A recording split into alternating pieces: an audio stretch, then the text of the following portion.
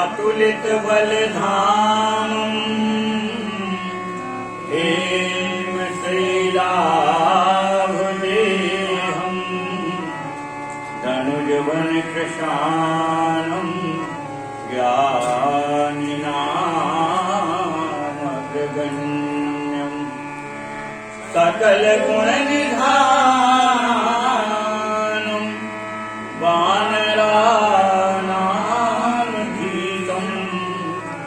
रघुपति प्रिय भक्तं वातजातं नमामि।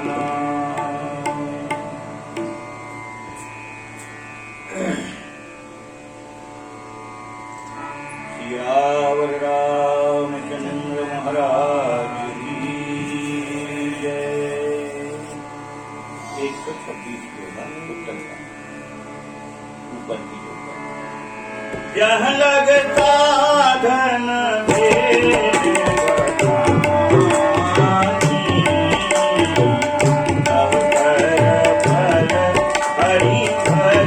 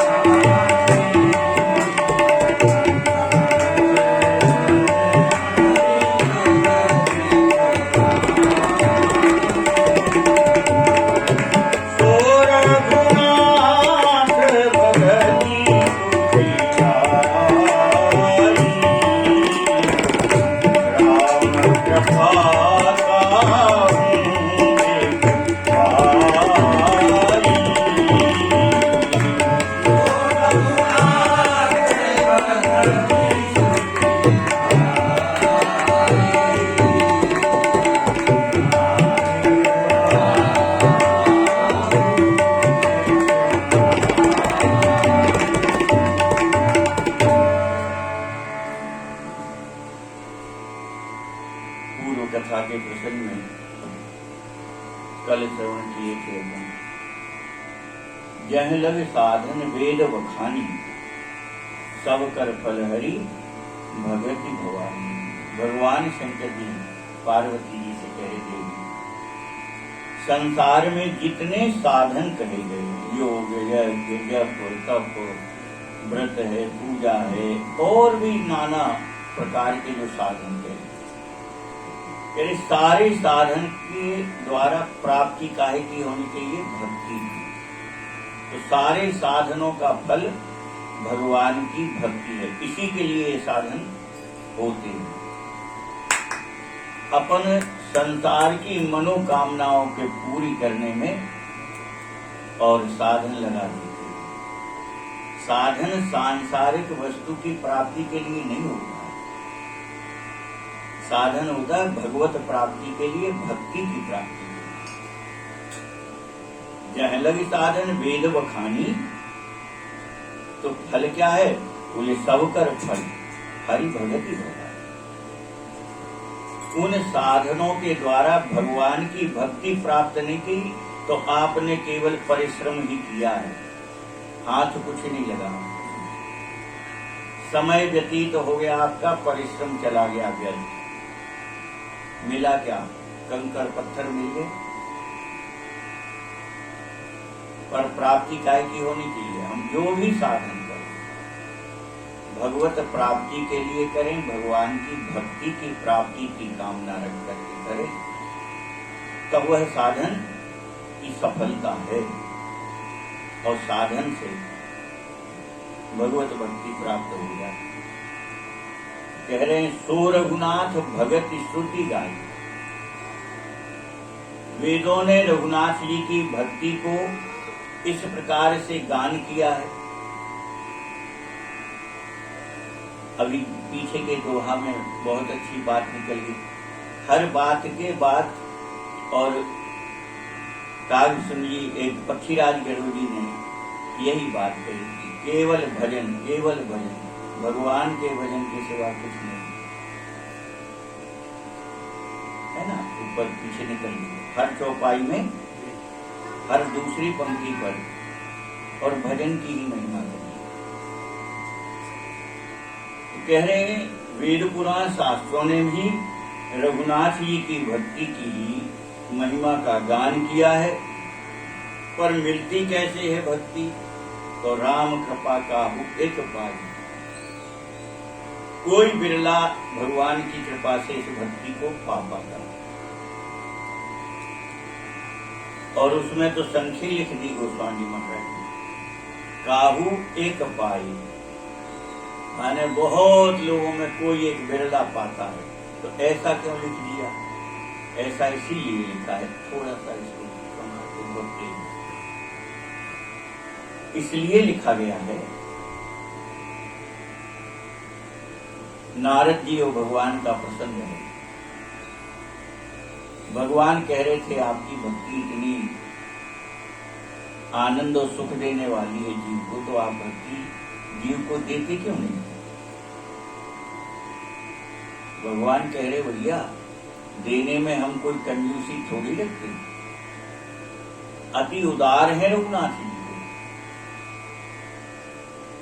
बोले हम तो देना चाहते, लेने वाला नहीं मिल रहा, लेने वाला नहीं मिल रहा। नारद जी ने कहा वाह ऐसे कैसे हो सकता है? तो भगवान ने कहा भाई ले आओ। नारद जी आए, कई सेठ जी हल के दुकानों पर गद्दी पे जा के कहा कि भैया चलो। बोले महाराज अभी कहाँ, अभी तो दुकान का टाइम है, ग्राहक देख रहे हो आप, ऐसे में कैसे जा सकते? मूल आधार उसका तात्पर्य है कि संसार में जगह जगह गए नारद जी, और जिससे कहें वो कोई ना कोई काम बताए कि ये बस ये काम और हो जाए फिर चलेंगे।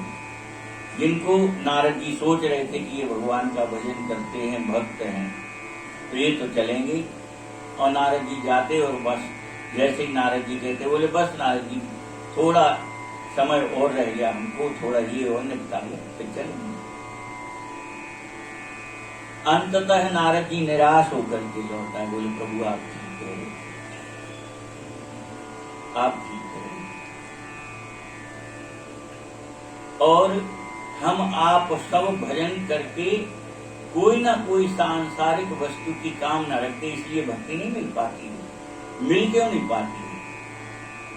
ये तो सिद्धांत ही कह रहे हैं कि भगवान के भजन के द्वारा भक्ति की प्राप्ति हो ही जाएगी, इसमें कोई संदेह ही नहीं है।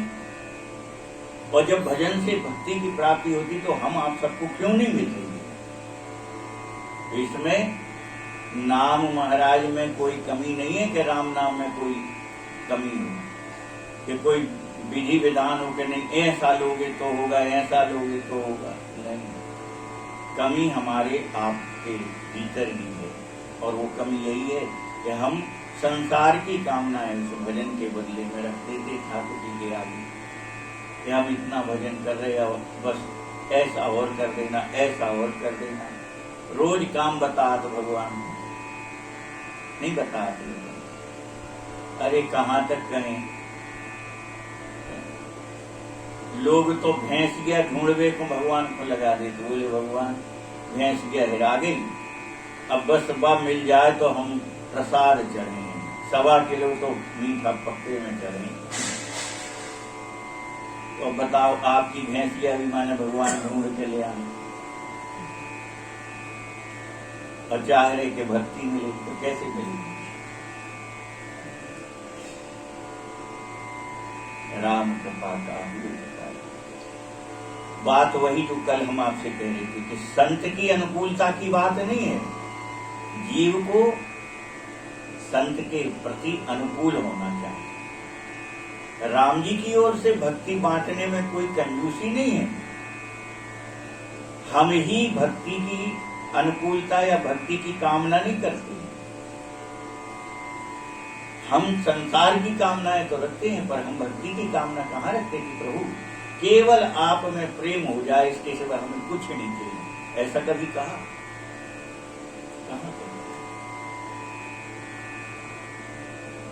अच्छा, सुन के थोड़ा अभ्यास भी करें तो अभ्यास भी 1-2 दिन अब चलत है, और वो भी ऊपर ऊपर कह देते हाँ हमें भजन ही करने हैं, पर भीतर से नहीं निकलती है बात। और भीतर से एक बार सच्चे हृदय से कहीं निकल जाए तो फिर बिना भक्ति के आप रह भी नहीं सकते। क्यों?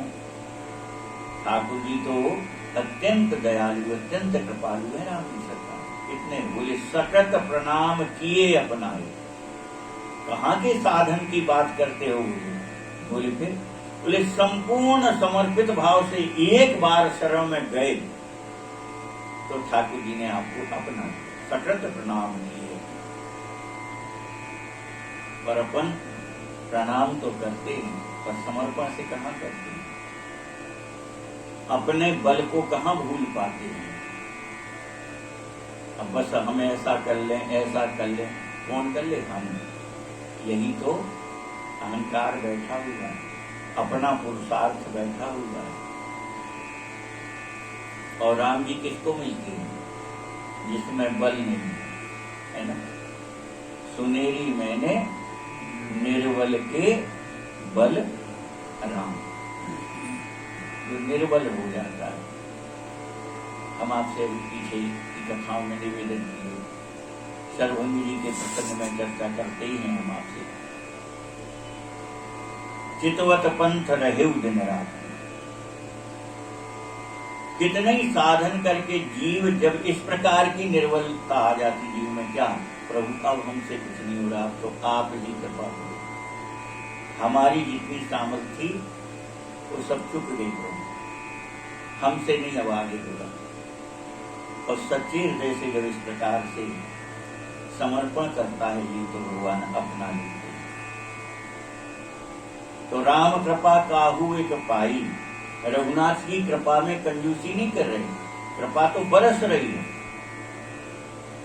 कृपा तो जैसे वर्षा का जल बरसता, तो वर्षा का जल कोई कभी ये थोड़ी सोचता कि अरे ये दुष्ट है इसके घर पे नहीं बरसना, इसके खेत में नहीं बरसना, ये कंजूस है इसके खेत में नहीं बरसना, ऐसा कभी विचार करता नहीं। वर्षा हुई तो सभी के खेत में, सभी के घर, सभी की जगह पे एक जैसी वर्षा हो जाती है।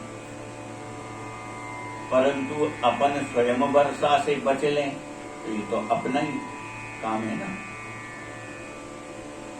वर्षा होती लोग अपना बचाव करते हैं, कोई छाता लेके निकलता है, कोई रेनकोट पहन के निकलता है, और बहुत से तो फिर पानी में निकलते ही नहीं है कि भीग ना जाएं। इसी प्रकार से रघुनाथ जी की कृपा बरस रही है, परंतु कृपा बरस तो रही है पर बहुत लोग छाता लगा के निकले तो भक्ति प्राप्त न हो जाए, कहीं भगवान में प्रेम न हो जाए। रेनकोट पहने कहीं भक्ति से हमारा हृदय द्रवित न हो जाए। और कई तो घर ही से नहीं निकल रहे, माने फिर वो तो इस ओर देखते ही नहीं है कि सत्संग में भगवान के प्रति मंदिर है, वो जाते ही नहीं है। तो ऐसी दशा तो जीव की है। परंतु जीव जब अपने हृदय में दृढ़ संकल्प करता है कि नहीं प्रभु हम तो आपसे ही, केवल आपके ही हैं, संसार के नहीं, हम तो आपके ही हैं, और दृढ़ता से जब हृदय से निकलता तो राम जी उसको भक्ति प्रदान करते थे। जैसे केवट है, केवट ने जीवन भर नाव चलाई, मछली पकड़ी, कोई माला लेके बैठा था क्या, कोई पूजा पाठ कर रहा था, भजन कर रहा था, कुछ नहीं। पर राम जी के दर्शन करके और राम जी की महिमा सुन करके उसके हृदय में बैठ गई बात कि बस अब ऐसा समय फिर कभी नहीं मिलेगा हमें। और उस समय का उसने लाभ उठा लिया। तो कह रहा अब कछु नाथ ना चाहिए मुझे, जो कह रहा था महाराज ये नाव ही भर हमारे पेट का धंधा है, परिवार भूखों मर जाएगा, तो वो तो सब केवल बातों का जमा खर्च कर रहा था, वह भगवान की महिमा जानता था। और इसलिए राम जी जब देने की बात कहे तो बोले कुछ नहीं की। अरे बोले अभी तुम कह रहे थे कि नाव अकेला साधन है, अब तुम जो चाहो सो मांग लो। हम कोई ये तो नहीं कह रहे कि नहीं अकेली मुद्रिका ही में तुम काम चला लो, नहीं मुद्रिका नहीं चाहिए और कुछ चाहिए, हीरा मोती जवाहरात, कोई एक आध जागीर ले लो, कुछ भी ले लो, जो तुम्हें चाहिए सो ले लो।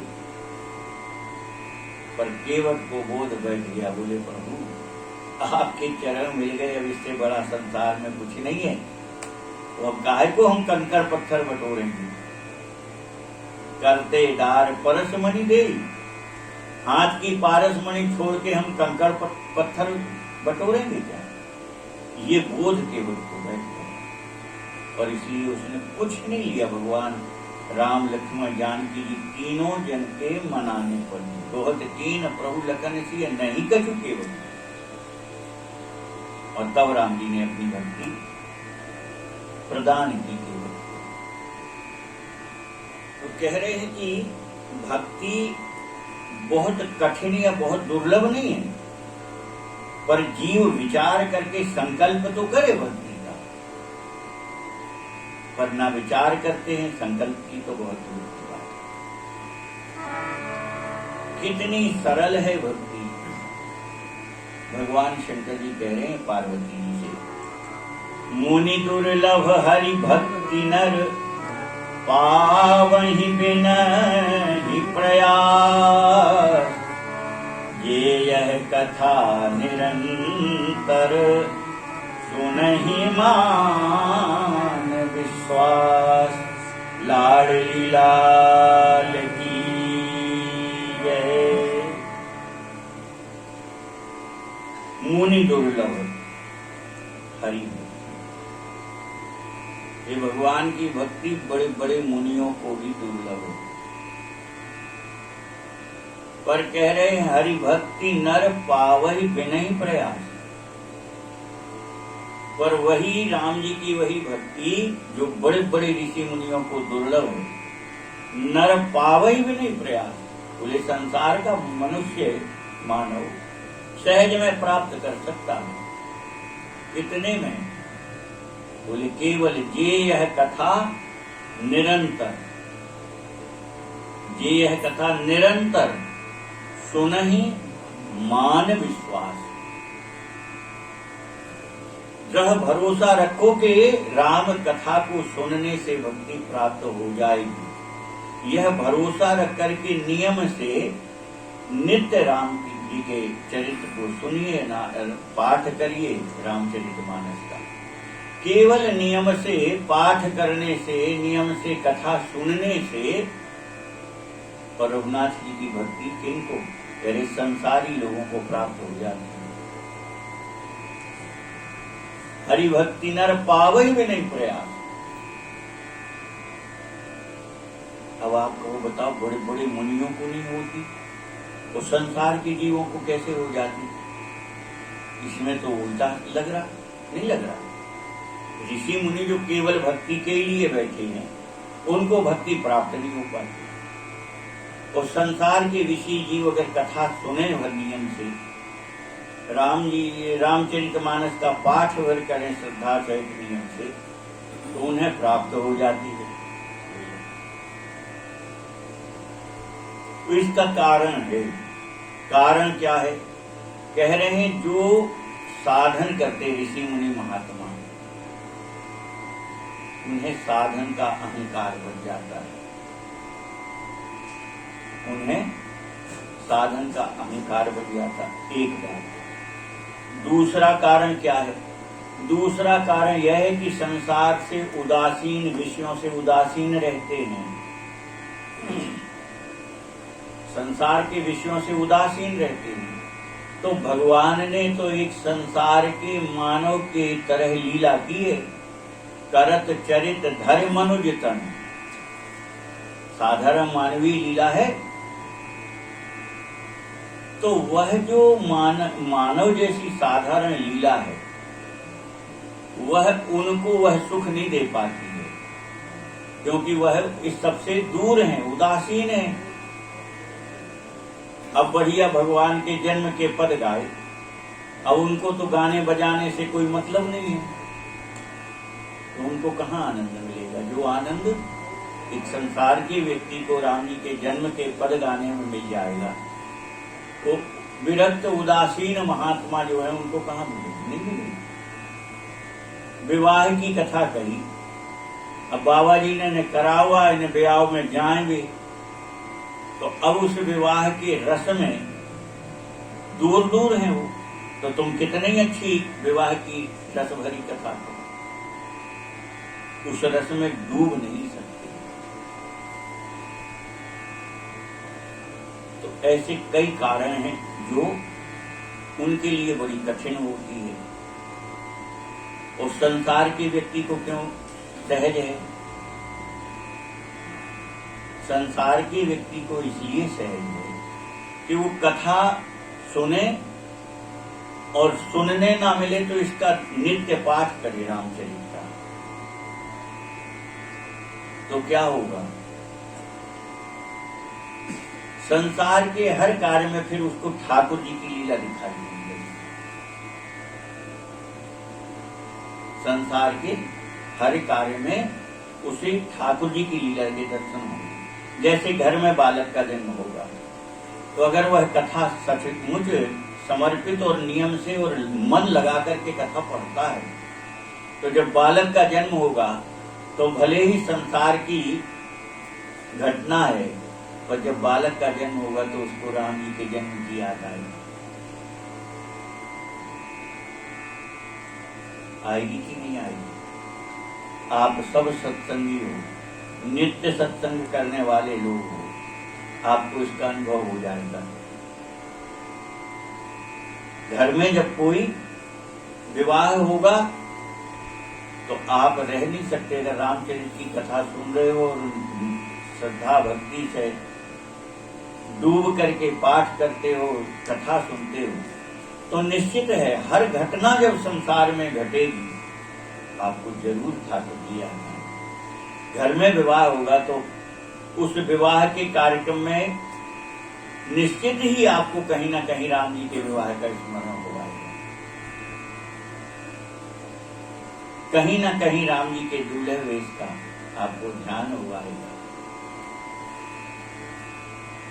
तो ये जो वह साधन करके और प्राप्त नहीं कर पाते हैं, वो बैठे इसके लिए, फिर भी उनके ध्यान में नहीं आता है।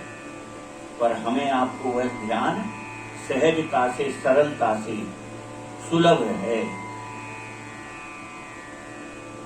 इसलिए कह रहे हैं यह रघुनाथ जी की जो कथा है, चरित्र है, इसको केवल सुनहि मान विश्वास, नियम से श्रद्धा भक्ति सहित इस कथा को सुने, पढ़ें, पाठ करें, तो निश्चित ही उसे भक्ति प्राप्त होगा।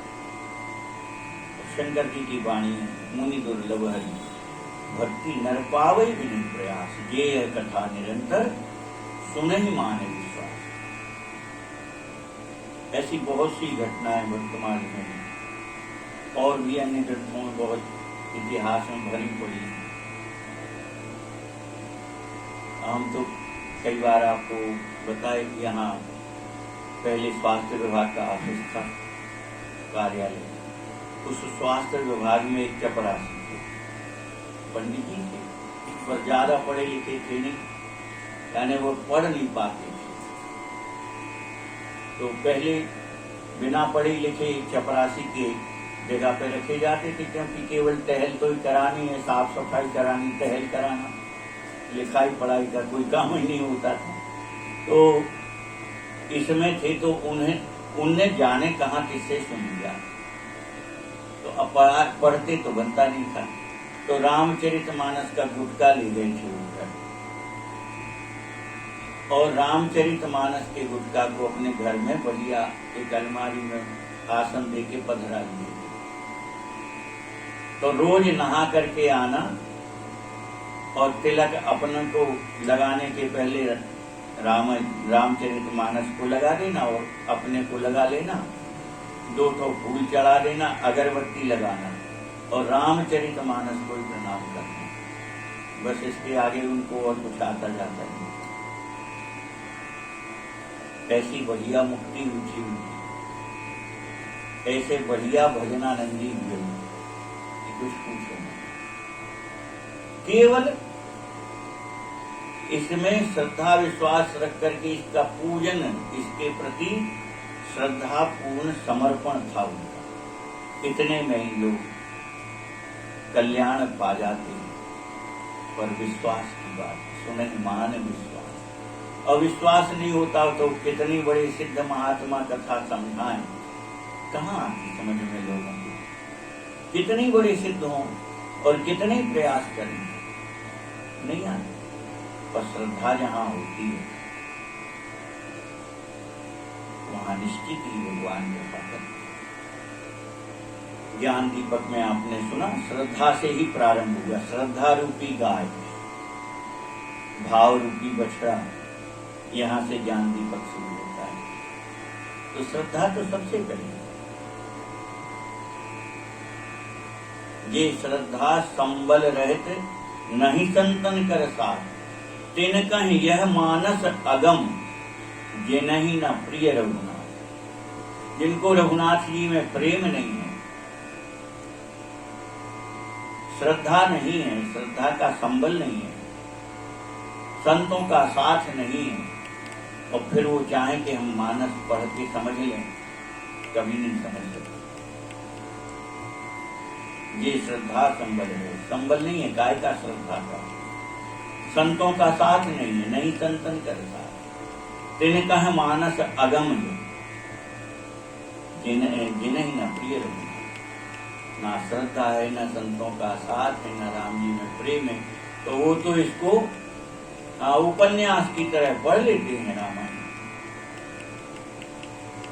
पर उनको प्राप्ति कुछ नहीं हुई।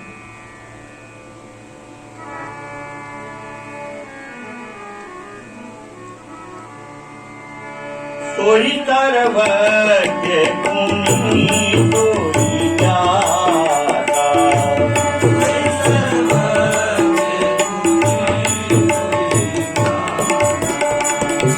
सोई मई मंदिर पंडित दाता,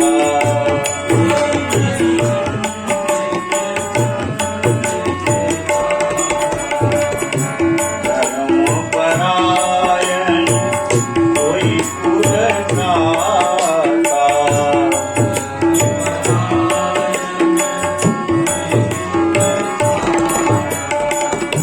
राम चरण जाकर मन राता,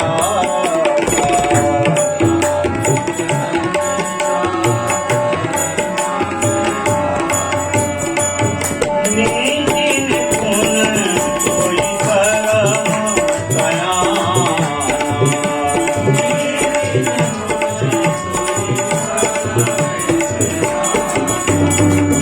श्रुति सिद्धांत नीक तेरी जाना,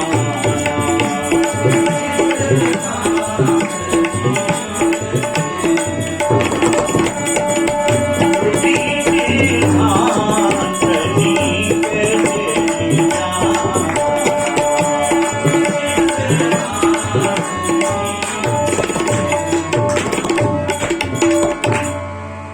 सोई सर्वज्ञ गुणी सोई ज्ञाता।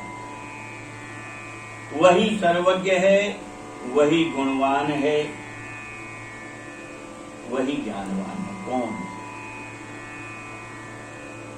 रामचरण जाकर मन राता, जिसका मन रघुनाथ जी के चरणों में अनुरक्त है।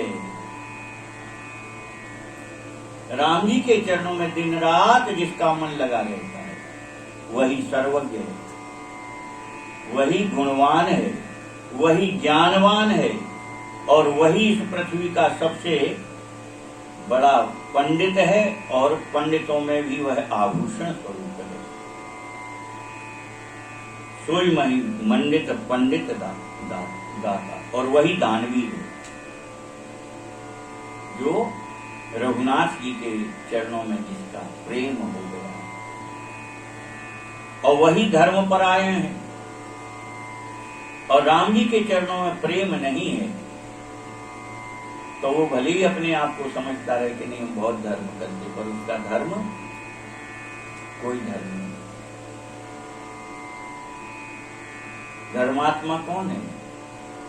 बोले जो राम जी के चरणों में प्रेम करे और फिर साथ में धर्म करे तो उसका धर्म है। और राम जी के चरणों में प्रेम ना करे, बड़ा भारी धर्मात्मा बना अपने आप को समझे, तो केवल वह धोखे में। धर्म परायण और सोई कुल त्राता, और वही कुल का रक्षक है, कुल का आभूषण है। कौन? बोले जो रघुनाथ जी के चरणों में प्रेम है, वही कुल का रक्षक है, वही कुल का भूषण है। और नीति निपुण सोई परम सयाना,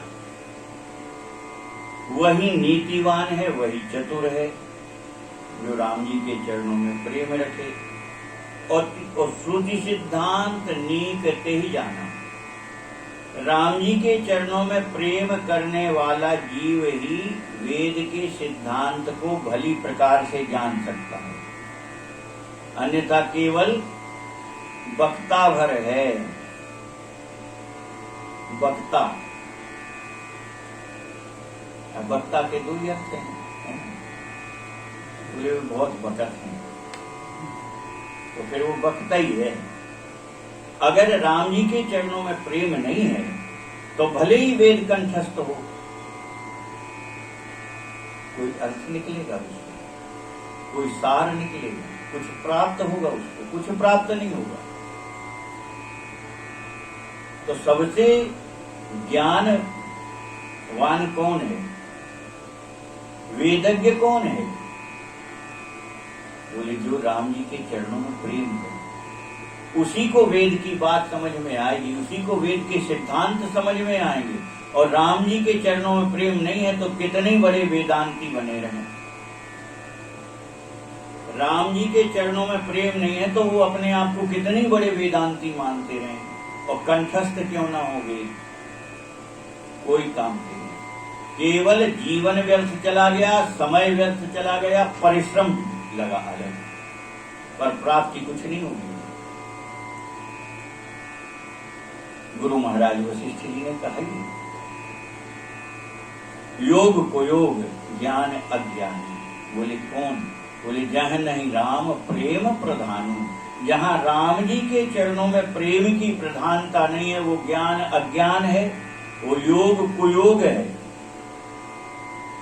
तो ऐसे वेद की ऋचाओं को भले ही कंठस्थ कर लो, सारे वेद कंठस्थ हो जाएं, परंतु अगर राम जी के चरणों में प्रेम नहीं है तो आपने कुछ नहीं पाया। वही वेद के मर्म को, वेद के रहस्य को जान सकता है जिसका राम जी के चरणों में प्रेम हो जाए।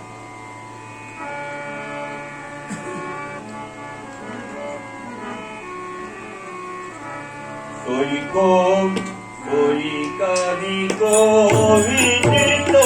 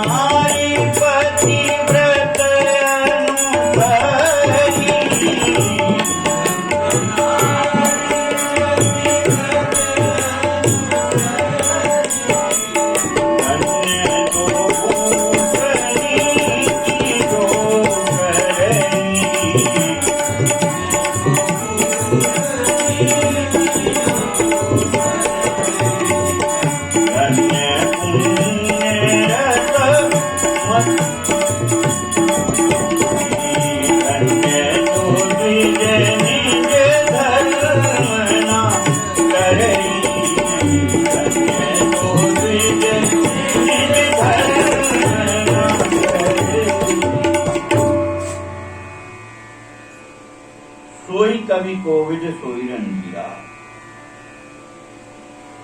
संसार में वही कवि है, वही विद्वान है और वही रणधीर है। कौन? जो छल छाड़ भजे रघुवीरा, जो सारे छल कपट छोड़ करके भगवान का भजन करे, वही रणवीर है, वही कवि है और वही विद्वान है। और राम जी के चरणों में प्रेम नहीं है तो कितने कविता लिखता रहे।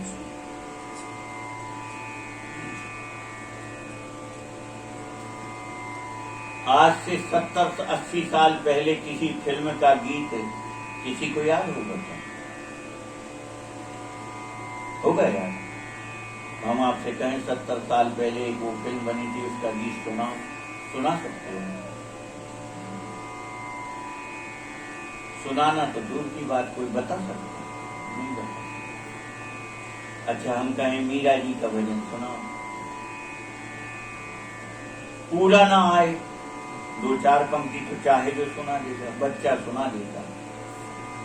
तो बैठी है छोटी सी बच्ची, 4 साल की है, इतने प्रेम से उन्होंने गाया। एक दिन अकेले में बैठे, अकेली सुन लिया, घर में माँ से सुन लिया, माँ सुनाया करती भजन तो सुनती रहती।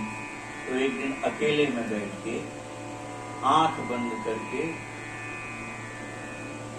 भजन गाया। आप देखोगे तो आश्चर्य होगा। मेरे तो गिरधर गोपाल मेरे तो गिरधर गोपाल दूसरा नाम को, जाके सिर मोर मुख को देरो कर, दूसरा ना कोई, उससे विलक्षण। क्यों भैया? 500 साल से भी ऊपर हो गई मीरा जी को। अभी छोटे से बच्चे को कैसे याद होगी? अनपढ़ गमार से भी कहोगे अच्छा मीरा जी का कोई पद की पंक्ति सुना दो, बच्चा बच्चा जानता है इस पद की पंक्ति को। मेरे तो गिरधर गोपाल दूसरो ना कोई।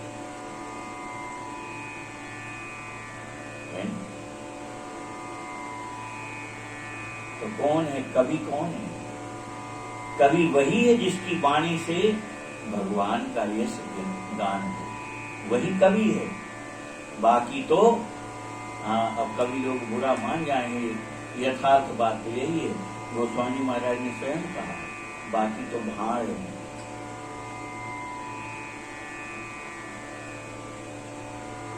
सत्य कवि वही है, सचमुच का कवि वही है जिसकी वाणी में राम नाम बिन गिरा न सोहा।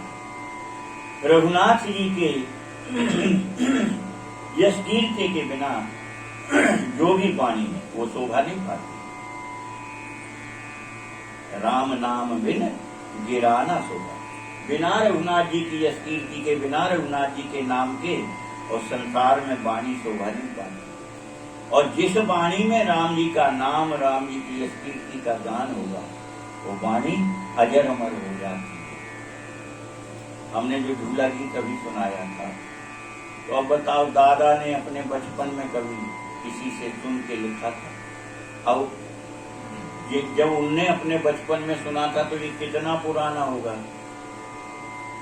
आज दादाजी की उम्र 96 वर्ष होगी।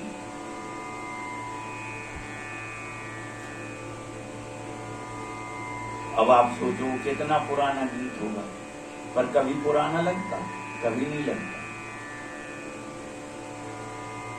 पुराने से पुराने भजन सुनो, कोई पुराने लगते आपको कि ये बहुत पुराने? नहीं, भजन जब सुनो तब नया लगता है, तब उसमें सुख मिलता है, तब उसमें आनंद मिलता है। तो सच्चा कवि, सच्चा विद्वान वही है जिसकी वाणी में राम नाम और रघुनाथ जी के यश कीर्ति का वर्णन है। हे नाथ, धन्य देश सो जह सुध चले। जिस देश में गंगा ना हो वो देश धन्य हो ही नहीं सकता। कौन सी भूमि धन्य है? जहां साक्षात ब्रह्म द्रव कहलाती है गंगा मैया।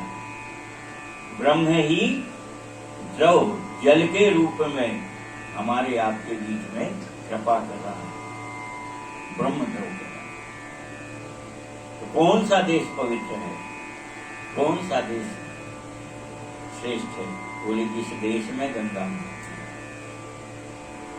हम उस देश के वासी हैं जिस देश में गंगा बहती है। और धन्य नारी पतिव्रत अनुसरी। स्त्रियों में वही स्त्री धन्य है जो पतिव्रत का पालन करे, जो पतिव्रत का पालन करे वह स्त्री धन्य है। धन्य सो भूप नीति जो करे। अब देखो, खुरापाती जो लोग होते हैं, थोड़ा बहुत पढ़ लिख करके जान जाते, वो खुरापाती दिमाग जिनका होता है, उनने ये चौपाई कबू नहीं ढूंढी रामायण में कि कहीं नारी की भी महिमा कही गई है, कहीं ढूंढी नहीं, जबकि आदि से अंत तक इसमें नारी की महिमा ही भरी है। पर वो चौपाई को नहीं भूलत, बिना पढ़े लिखे से पूछ लो, अरे बोले गोस्वामी महाराज ने स्त्रियों की बड़ी निंदा करी कर, बोले ढोल गमार शूद्र पशु नारी सकल ताड़ना के अधिकारी, क्या आउट है। पर ये चौपाइयां आती नहीं आती, कोई को नहीं है पता। अहिल्या के उद्धार की कथा कोई नहीं सुनाएगा कि नहीं ठाकुर जी ने इसकी का कैसे उद्धार किया, तो किसने लिखा, गोस्वामी जी ने तो लिखा। शबरी की बात कोई नहीं कहेगा कि इसकी का कितना सम्मान लिखा गोस्वामी महाराज ने, क्यों, कोल की रात भीलनी, जो आचरण भी नहीं जानती, स्नान क्या होता है, दातुन क्या होती है, शुद्धता पवित्रता क्या होती है, ये भी नहीं जानता जो, उसको राम जी ने अपनी भक्ति प्रदान की, स्वयं राम जी ने उसको अपनाया, मां कह के संबोधन किया। इस बात को नहीं कहेंगे कि गोस्वामी महाराज ने ऐसी स्त्री का भी कितना श्रेष्ठ स्तर पर ले जाके वर्णन किया, पर वो चौपाई भर जाएंगे रामायण की, वो ढोल गमार सुना, ये जीवों का दुर्भाग्य तो कलयुग है। दुर्गुण के सिवा कभी गुण नहीं देखेगा, दुर्गुण जरूर देखेगा, ना होने पर भी गुण को दुर्गुण मान करके कहता है। पीछे निकल गया ना, दुष्टों की अभी वर्णन किया था काव्य ने, उसमें आया था कि वो गुण को भी गुण नहीं कहेगा, गुण को भी दोष के स्वरूप प्रकट करेगा।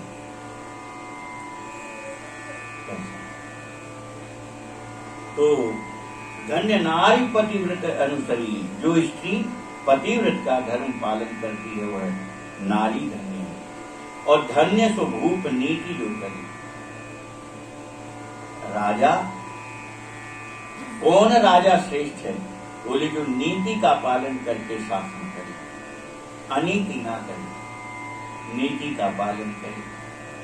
पर कलयुग में तो बड़ा विकट है, कलयुग का राजा कैसा होगा, कलयुग के जितने राजा हैं वो सब कैसे होंगे, राजा अब वैसे राजा तो नहीं है, परंतु देश पर जो शासन करते हैं, प्रांतों पर जो शासन करते हैं, यही तो है, यही तो राजा है। ये कैसे होंगे, बोले भूप प्रजासन, भूप प्रजासन, प्रजासन है प्रजा का असन, असन यानी भोजन, प्रजा कोई खा रही। अब आपको ये सब खुद नहीं दिखा तो कोई खा रहे हो, तो खाने का मतलब ऐसा नहीं कि आदमी को पकड़ के खाए, नहीं, आखिर आज का शासन प्रजा कोई तो खा रहा है कि नहीं, क्यों, प्रजा मेहनत करके जो प्राप्त करती है उसमें से आधे से अधिक नहीं, मूलतः उसको 10-20% ही मिलता है, 80% वो कहाँ चला जाता, राजा उससे टैक्स कर के रूप में सब छुड़ा लेता। ना हो तो विचार करना,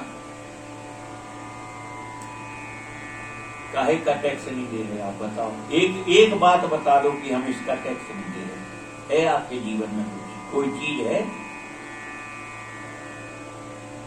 कोई चीज है जिसका टैक्स ना दे रहे हो, पानी का टैक्स लग रहा आपको, जल का, जो ठाकुर जी ने दिया है पृथ्वी पर आप तक जल आ रहा है, उसका भी टैक्स लग रहा आपको। और तो और शुद्ध सांस लेने के लिए बोले पर्यावरण का टैक्स लग रहा आपको, सड़क पर चल रहे हो इसका टैक्स लग रहा आपको, उजेले में बैठे हो इस उजेले का भी टैक्स लग रहा आपको।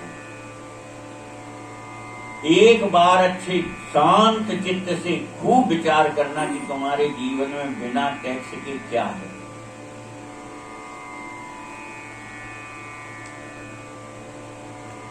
तो त्रेता द्वापर में जो राक्षसों का वर्णन है उससे कम है क्या कलयुग का शासन? उससे कम है क्या? वहां भी तो राक्षसों के उसमें वर्णन आया क्या? बोले धन नहीं होता था तो उनका खून कर के रूप में खून खींच लेते।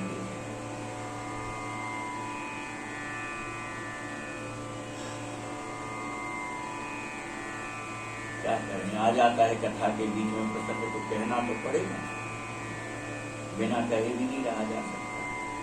अब आसन की मर्यादा है, इस पर बैठो तो सत्य बात तो कहनी पड़ेगी। बात वही है, धन्य सो भूप नीति जो करेगी। आसन पर बैठ करके नीति की बात का डंके की चोट कहना चाहिए, कहना। और अगर भयभीत तो होकर के नीति की बात नहीं कही जाएगी आसन से तो कौन करेगा और क्यों करेगा? और धन्य सो द्विज निज धर्म न करी, और ब्राह्मण वही धन्य है जो अपने धर्म से न डरे। आज भी भगवत कृपा से दोपहर में एक सज्जन आ गए तो चर्चा ऐसे ही, तो हमने कहा कि ऐसा नहीं है, किसी दूसरे को दोष देने के पहले खुद ब्राह्मण हैं आप तो अपने पर भी विचार करना चाहिए। दूसरे धर्म जाति को दोष देने के पहले अपने ऊपर भी तो विचार करो। हमने कहा एक घर दूसरा ढूंढ के बता दो जहां कोई ब्राह्मण घर में नित्य कथा, नित्य कीर्तन, नित्य ठाकुर सेवा हो रही हो, ऐसा घर ढूंढ लाना पहले। बिना ना गाते नित्य कीर्तन या कथा और ठाकुर जी की सेवा हो रही हो, ढूंढ के बताना। और हमने कहा हम हरिजन के घर बताएंगे तुम्हें, जिसके घर में नित्य रामचरितमानस पूरा परिवार बैठ के करता है, पूरा परिवार, इसको दोष दे रहे हमने? अपनी ओर तो देखा करे।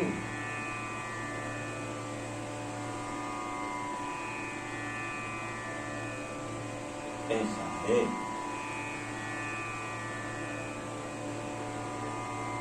बोले वो ब्राह्मणों का सम्मेलन, फिर तिलक लगा लगा के सबरे पहुंच जाते समय ओते से आए उनने तुरंत मुंह धो मिटाते हैं अपने जीन्स पैंट और टी शर्ट पहन के घूमने लगे।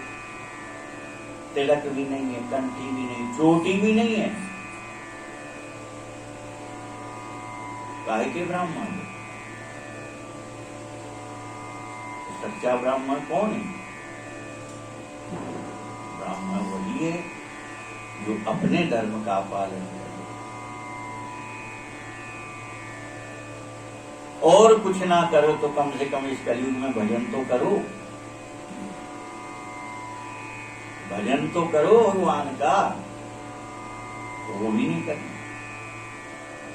और अपने जाति के अहंकार में फूले नहीं समारे। और सो धन धन्य प्रथम गति जाति, संसार में वही संपत्ति धन्य है। कौन? प्रथम गति क्या होती है? जो परमार्थ में दान में लगे। संपत्ति जो दान में दी जाए, दूसरों के हित कल्याण में लगाई जाए, वही धन्य सबसे श्रेष्ठ धन माना गया। धन श्रेष्ठ कौन सा है? जो प्राप्त होने पर किसी के हित में लगे, दान पुण्य किया जाए, वही धन्य है। धन्य की 3 गति कही है। पहली तो यही है, प्रथम गति है क्या? बोले धर्म में लग जाए, दान पुण्य में लग जाए, परहित में लग जाए। दूसरी गति क्या है? अपने अपने परिवार पर खर्च हो, ये दूसरी गति है। तीसरी गति क्या है? इससे दुराचरण, दुष्कर्म करे, ये तीसरी गति। तो अब धन से क्या करना चाहिए, इसमें विचार विवेक को रख करके और फिर धन का उपयोग करना चाहिए। हमने कई बार आप लोगों से निवेदन किया, भाग्य में धन तो लिखा होता है, पर किसी ज्योतिष ने ये बताया कि इसको इस इतनी उम्र में इतने समय में इतना धन मिलेगा जिससे ये भागवत कराएगा, ऐसा लिखा होता है। या इस धन से मोटर खरीदेगा कि कार खरीदेगा कि क्या करेगा, लिखा होता नहीं, लिखा होता। भाग्य कितना बताता है ज्योतिषी कि इसको इतना धन मिलेगा, इतने समय में इतने धन की प्राप्ति हो जाएगी। धन की सीमा भी बता सकता है, पर धन का उपयोग क्या करेगा ये कोई ज्योतिष में नहीं लिखा। ये तो तुम्हें अपने विवेक से कर्म करना है कि धन का तुम्हें क्या करना है, ये तुम अपने विवेक काय को दिया भगवान ने, मानव भर को विवेक दिया है, विचार शक्ति दी है, तो आपको विचार करना है कि ये जो धन मिल रहा है इसका हम क्या करें, क्या उपयोग करें। और नहीं करोगे तो भोगते हैं लोग। तो शोधन धन्य प्रथम गति जाती और धन्य पुण्य रत मति सोई पाती, और उसी की बुद्धि धन्य धन्य है, उसी की बुद्धि धन्य धन्य है, परिपक्व है, जो पुण्य कार्य में लगा रहे। धन्य पुण्य रत, जो केवल पुण्य कार्य में ही लगा रहता, वही सच्चा बुद्धिमान है, उसी की बुद्धि परिपक्व हो गई है, जो केवल अपना पुण्य कार्य में ही लगा रहे। और धन्य घड़ी सोई जब सत्संग, और समय कौन सा धन्य है, बोले जिस घड़ी में सत्संग की प्राप्ति हो रही है, वही जीवन का समय सचमुच में वही दिया गया है। जिस घड़ी में ठाकुर जी की चर्चा हो, भक्तों की चर्चा हो, सत्संग हो, वही समय समय आपका कहलाया, बाकी तो सब व्यर्थ चला जाएगा।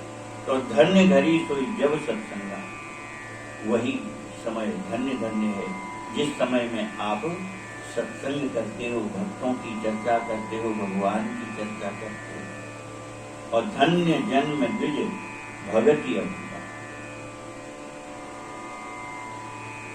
और अन्य जो वर्ण हैं, उन वर्णों भर की बात नहीं कह रहे, नहीं, सभी वर्ण, चाहे वह ब्राह्मण ही क्यों ना हो, वह जन्म लेने वाला हर जीव धन्य है। धन्य घड़ी धन्य जन्म द्विज भगति हो। किसका जन्म धन्य धन्य है, कह रहे जो ब्राह्मणों के प्रति अखंड भक्ति रखता है, उसका जन्म धन्य है। तो कई ब्राह्मण देवता कहते नहीं, जा अब कौन अपन खोए लिखी, या तो अन्य तीन वर्णों के लाने आए कि वे अपने ब्राह्मणों में श्रद्धा रखें, ऐसा नहीं है। ब्राह्मण कुल में जन्म होने पर भी ब्राह्मणों के चरणों में श्रद्धा होनी चाहिए। हम लोगों को बचपन से यहाँ से पिताजी महाराज दादाजी से ये संस्कार दिए गए, कोई भी ब्राह्मण मिले तुमसे अगर उम्र में बड़ा है, भले वो 2 दिन बड़ा है, पैर पड़ना चाहिए। गरीब है, बड़ा है, छोटा है, कैसा है, इस पर विचार नहीं करना है। ब्राह्मण देवता है और तुमसे उम्र में बड़े तो तुम्हें पैर पड़ना चाहिए। तो ब्राह्मणों के प्रति जिसमें अखंड श्रद्धा हो, कभी उसके मन में मलिनता ना आए, उसका जन्म है। पर अब इस कलयुग में कौन सुनेगा इस बात को, कौन मानेगा? क्यों? अब तो कैसे ब्राह्मणों को नीचा दिखाया जाए, इसी गुणनतान में लगा है सारा संसार।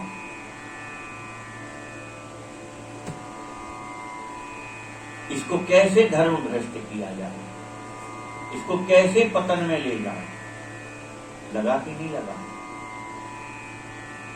जितनी सरकारी योजनाएं खूब अच्छे से विचार कर लेगा, सारे धर्म को भ्रष्ट करने के लिए लगी।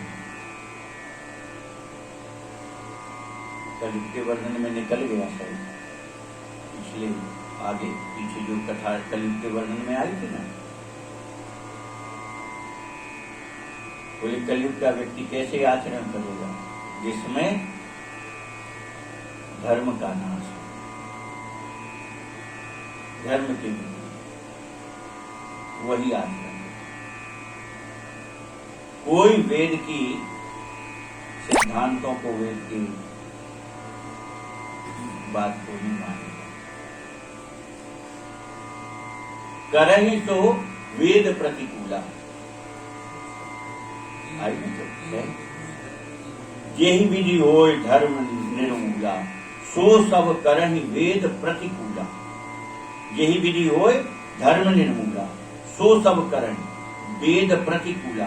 सब वेद के विपरीत आचरण करेंगे जिसमें धर्म निर्मूल हो जाए, जड़ से ही समाप्त हो जाए।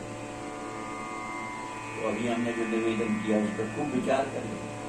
केवल धर्म को भ्रष्ट किया जा रहा है हमारे आपके साथ। अब उसमें ऐसा नहीं कि अकेले ब्राह्मणों के धर्म में भ्रष्ट हो रहा, नहीं, पूरे जीव मात्र का धर्म भ्रष्ट किया गया है। सबका अपना अपना धर्म है।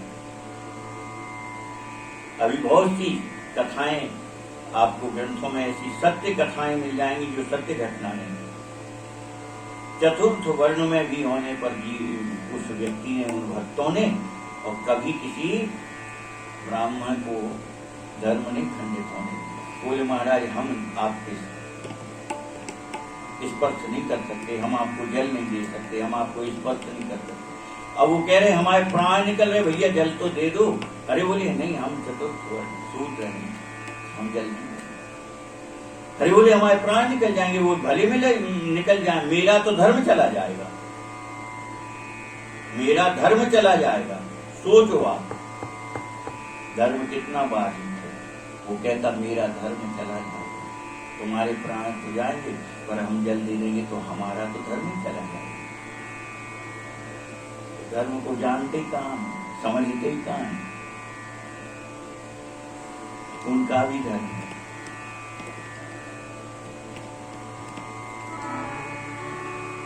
सोकुल धन्य उमा सुन, जगत पूज्य सुपुनीत, श्री रघुवीर परायण, जेहि नर उपज विनीत।